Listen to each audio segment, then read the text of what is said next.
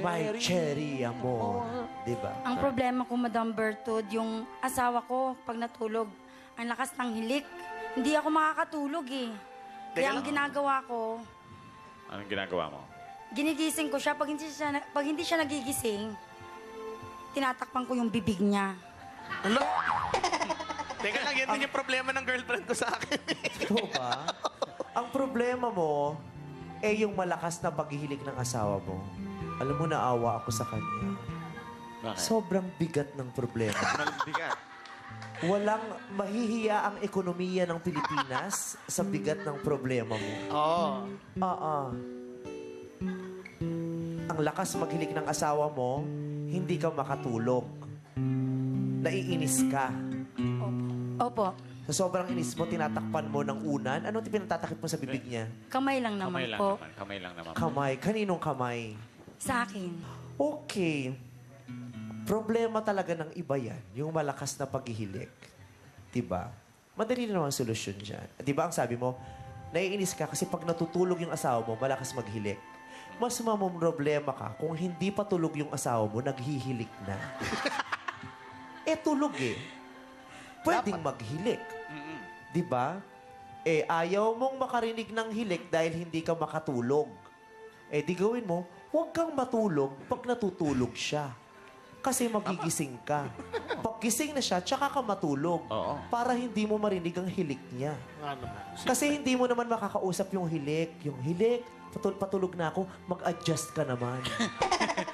Ikaw ang mag-a-adjust sa katawan mo eh. Kasi yun na yung kondisyon ng asawa mo eh. Hindi ko alam kung merong gamot na nakakapagpawala ng hilik ng tao. Hindi ako sigurado. Kung dati-therapy ba yan, hindi ko alam. Pero, Meron si Kuya Kim dati, katabi niya sa kama, nilalagay na parang oxygen o basta something na gano'n. Para mas makahinga ka ng mas maganda pag habang natutulog. yun pala, kung meron kayong sapat na pera, kung may sobra kayo, punta kayo sa doktor.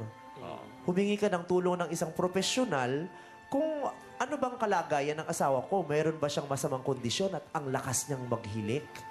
Diba? Pero kung wala ka namang wala naman kayong sobrang pera, diba? Para ilaan pa para sa ganun, mag-adjust ka.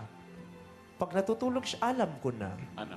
Ibahin mo ang oras ng tulog mo. Mag-call center ka. Tama. Oo. Para pag natutulog siya, nagtatrabaho ka. Correct. Diba? Para hindi ka nabibwisit. Diba? Pag gising siya, tsaka ka palang matutulog. O kaya naman, kung ay mag-call center, mag-guardia ka. Yan. Yun. Mag-call Night center o mag-guardia. Doon ka sa night shift. Oo. O kaya kung ayaw mo namang mawala sa piling ng pamilya mo, singilin mo yung asawa mo. Sabihin mo, ikaw na lang at yung bunganga mo ang gagwardyahan ko, swelduhan mo ko. Oo. Maganda rin yun. Para Diba? makatipid din, bili kang cotton buds. Yan. Pwede. Earplugs. Earplugs. Earplugs. Mura lang yun. Mura lang yun Hindi eh. ko alam yun eh. Ngayon nga alam mo na. Sinabi ko na sa'yo. Earplugs. But kami ba, alam ba namin naghihilig ang asawa mo? Hindi din naman namin alam. Sinabi mo lang ngayon, di ba? Earplugs, ilalagay mo lang yun para hindi ka... Alam mo ate, hindi natin sa lahat ng pagkakataon, makokontrol ang ibang tao at kung anong ginagawa nila. Pero ang makokontrol natin, kung paano natin tatanggapin at paano tayo magre-react sa mga bagay na nangyayari sa paligid natin. 'Di ba? Hindi mo na makokontrol yung hilig. Ikaw na lang. 'Di ba? Ang hirap eh. Ang hirap. Hirap. Pero alam mo ba ate, meron kaming kakilala na wala yung asawa niya. Pumanaw na. Tapos iyak siya ng iyak. Tapos sabi niya ganun, namimiss ko yung hilik ng asawa ko. Ngayon ko lang na-realize na yung hilik pala ng asawa ko dati na kinabibisitan ko, ngayon, parang musika na hinahanap-hanap ng tenga ko.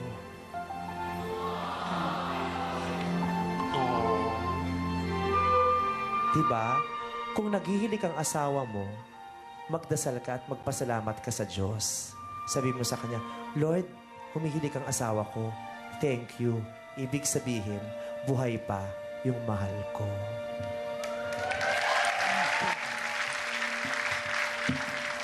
Diba, gawin natin positibo yung reaksyon natin sa mga bagay. Kasi kung pati hilik ka bibisitan mo, ano na lang ang magiging reaksyon mo kung may digmaan sa labas ng bahay mo?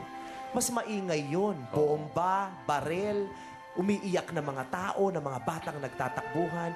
Yun, hilik lang eh. Di ba? Yung kanta nga ng kapitbahay, pag nagkakantahan sila at nagkakaraoke, ang ingay-ingay, pero napagtitiisan mo.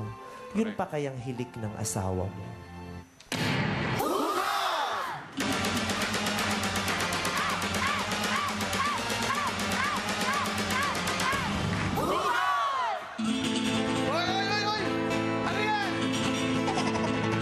Natatakot ako.